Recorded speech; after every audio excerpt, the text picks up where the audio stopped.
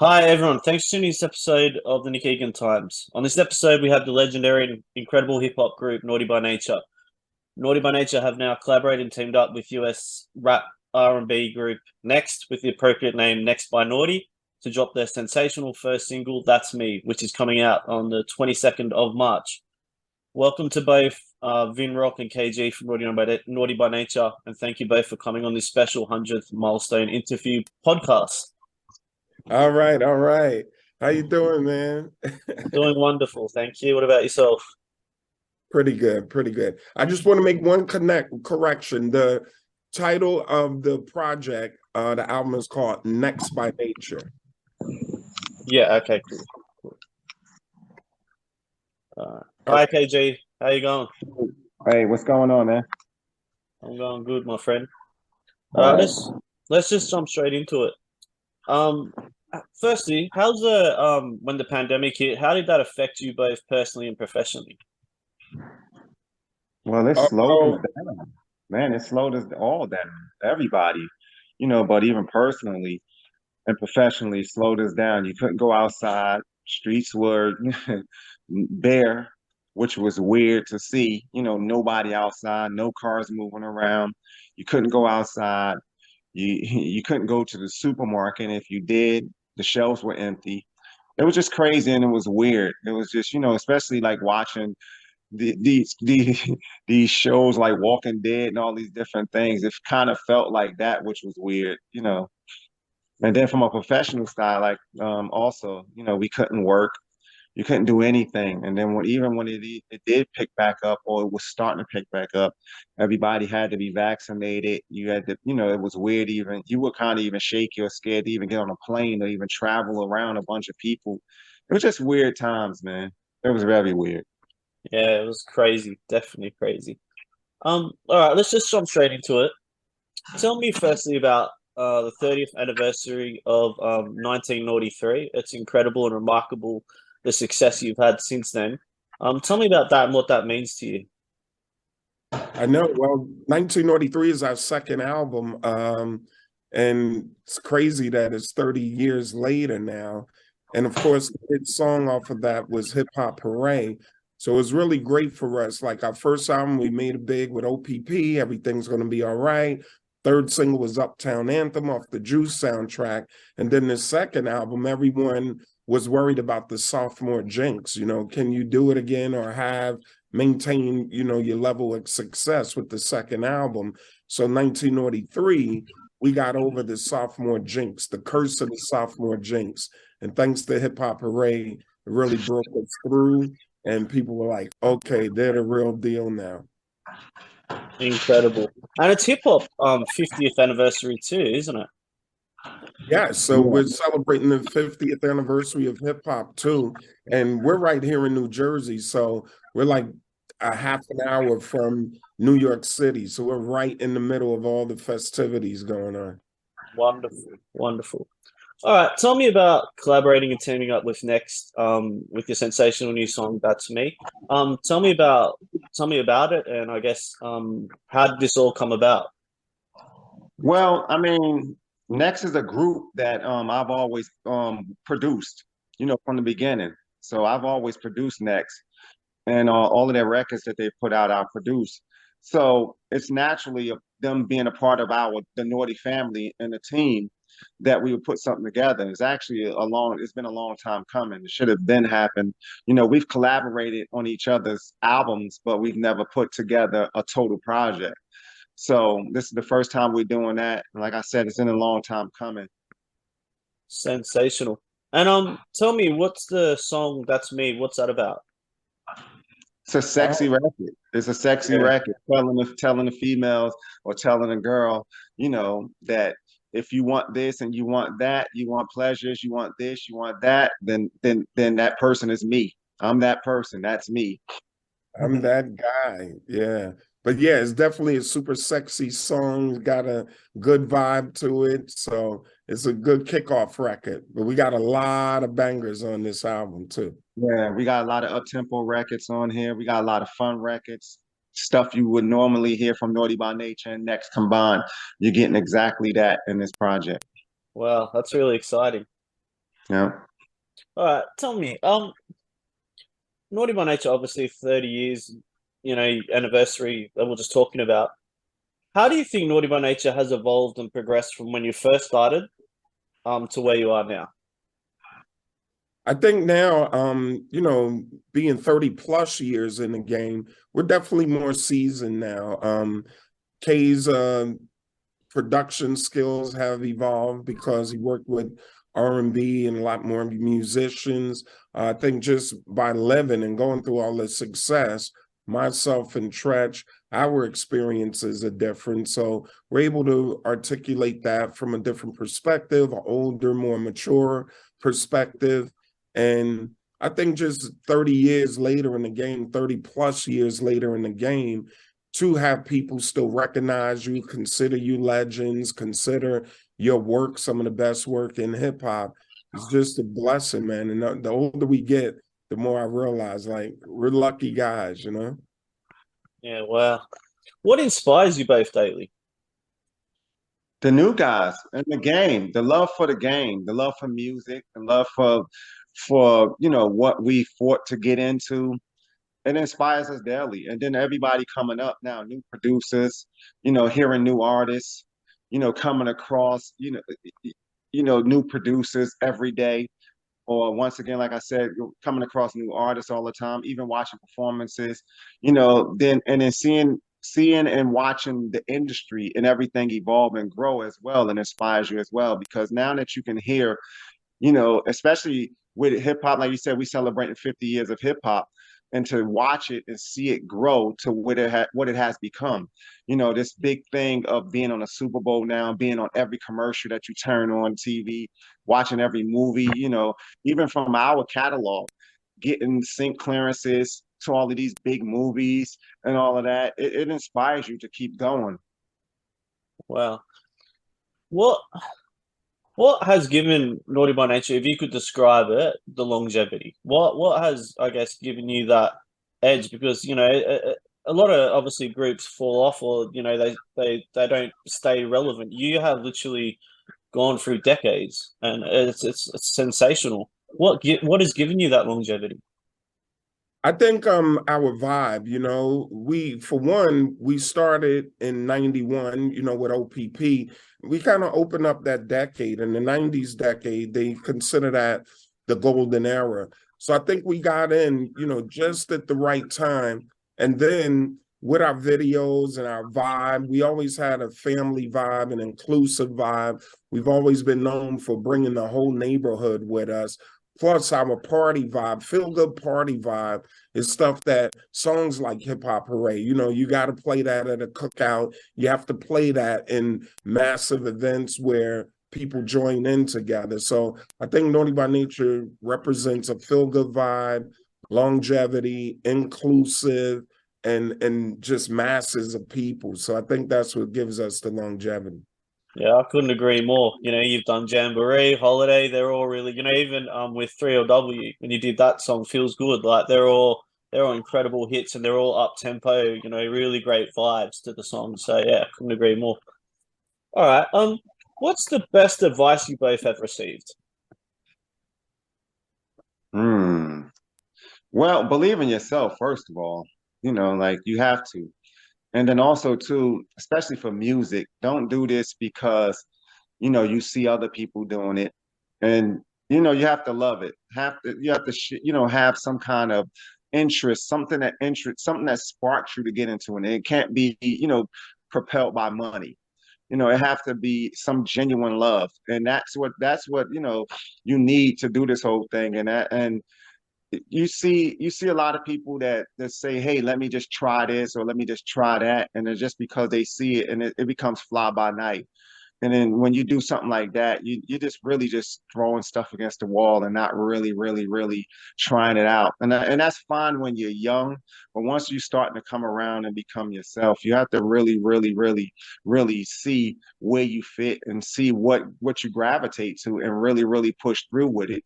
And that's the best advice I would give you, man. Just like, if you're young, do it. Try multiple different things, but you can't, once you start becoming your own. you have to go into where you really, what really, really, really, really what you gravitate to, not what others are doing. Yeah, that's incredible. What when you look back in your careers and you have those fond memories of specific times, what are those memories that that just are really fond that you can share when you look back at it all? Yeah, well, really, I mean, it's the pursuit of it all. I remember when we first started from like high school, and then when we performed a lot locally. Then we started recording, trying to take this thing more seriously. And then from shopping our demos, looking on the back of the records and finding the addresses of these record labels and running down on them, standing outside of radio stations, waiting for DJs to come out, that pursuit. And then once we finally got on and released the records, it's like especially for OPP, I remember De La Soul bringing us out on stage in South Carolina, and they played OPP, let us perform it. That was the first time we really knew, like, people outside of Jersey knew what the record was. So those moments were incredible, and we're like, wow, we finally made it. And yeah, those first 3 years where people would chase us out of malls and, just chase us around, like the classic Beatles rock star moment. So those were great moments. Wow, that's great insights. Um, you've collaborated with a lot of artists. What are the best memories and collaborations you've done too that really stand out for you? Me personally is all the artists that within our family, with Next being one, because even discovering Next from on tour to even working with Next, and watching them grow. Like those are fond memories for me. And even Janae to Jaheim, all of the different artists I work with, because outside artists, I haven't worked with a lot of them. Outside of that, the ones that we work with, obviously the biggest one, and even to today, I'm always in awe of her, is Queen Latifah, producing her, because she came from the Flavor Unit, and we always looked up to the Flavor Unit coming up in New Jersey. So once we finally got down with them, and she was always produced by Mark the 45 King. And that's her main producer, and it always was and always will be her main producer. But when I did finally get to work with her, those were very, very fond memories in the studio with her. I got to see a different side of Latifah, and it's a real fun side of her when you're working away from the industry. She's really fun, jokes a lot, and you can have a lot of fun. So those are very good times. Thanks, that's great insights. What makes a good song? Like, what when you're creating one, how would you describe like when it's just going to be a great song? Like, where does the creativity come from that? Just being yourself. Just being yourself. I mean, if you do it every day, all day, it comes naturally. You know when something makes your hair stand up on your arms and just on your neck and your back, and you just like, wow, this feels good. Or you get the general, feeling from everybody when you're playing songs, and everybody like, yeah, yeah, yeah, play that one again, play that again, you know. So you got to work in volume. You work in volume. And if you're doing this music thing, everybody out there know, you work on this every day, all day. So you continue to do it and you continue to do it.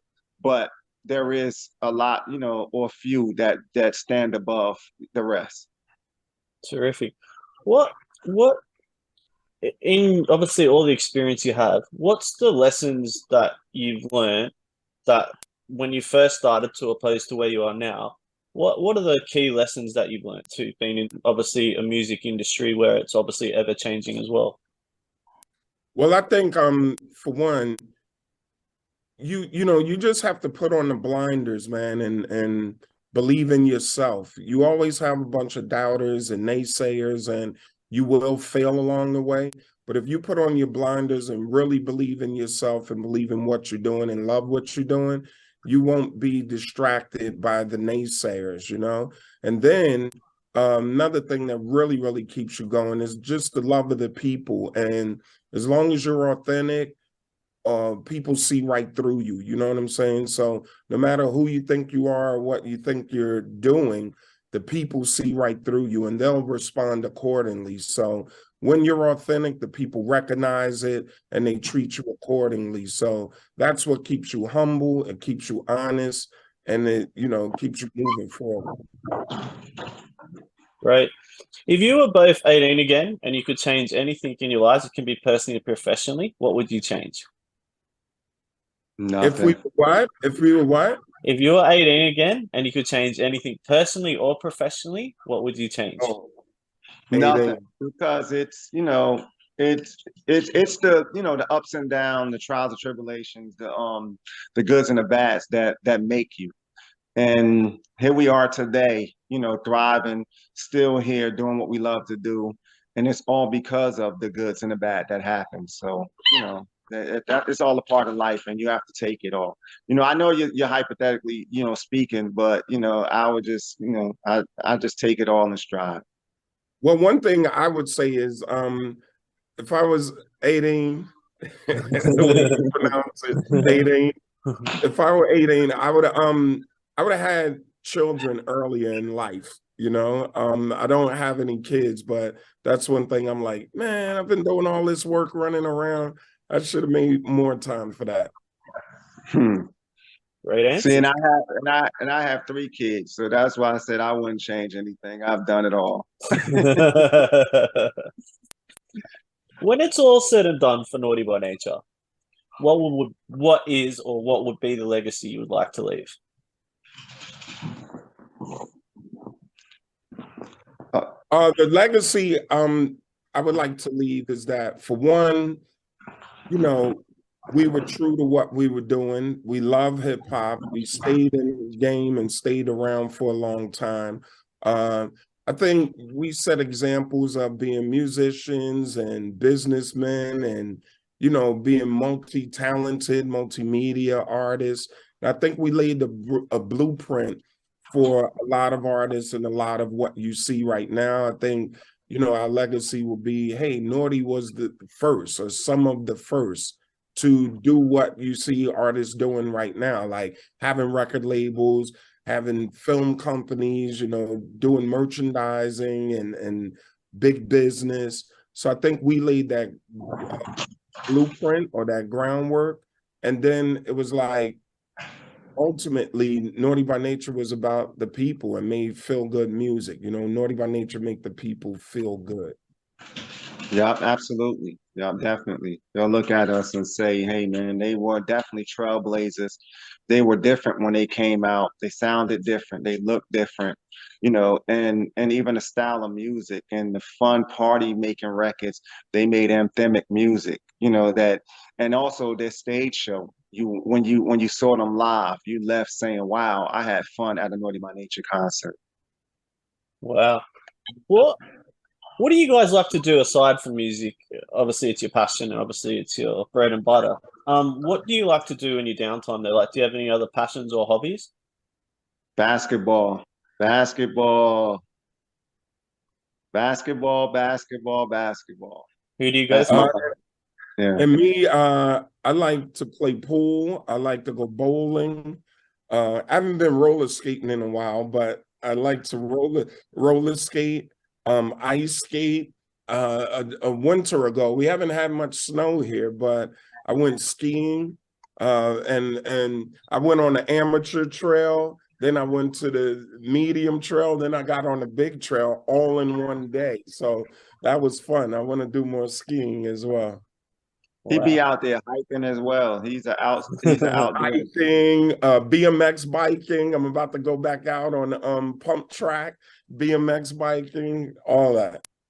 Yeah, and me, I'm just my downtime. If I'm not in the studio, my days off, or even sometime even after the studio, I leave. I'm going to play basketball. That's my cardio. That's my I get my exercise doing that. Plus, it's, you know, it's competitive. So my competitive spirit comes out in that. I can get out there, argue, and be competitive at the same time. Well, who do you follow in the NBA? Who do you go for? I don't. I just like a bunch of different players. I don't have a basketball team. I just watch the team. I just watch all games. So I just channel surf what all the games is watch. And if it's a great matchup between your team, or the game or certain players that day, I'll probably zone in on that game. But yeah, I don't follow a team. But as far as a team, I don't play football, but I do have a football team. I like the Pittsburgh Steelers for football. Cool. Yeah, big Pittsburgh Steelers fan. Cool. You've both obviously done a lot of traveling. Where's your favorite places to travel to?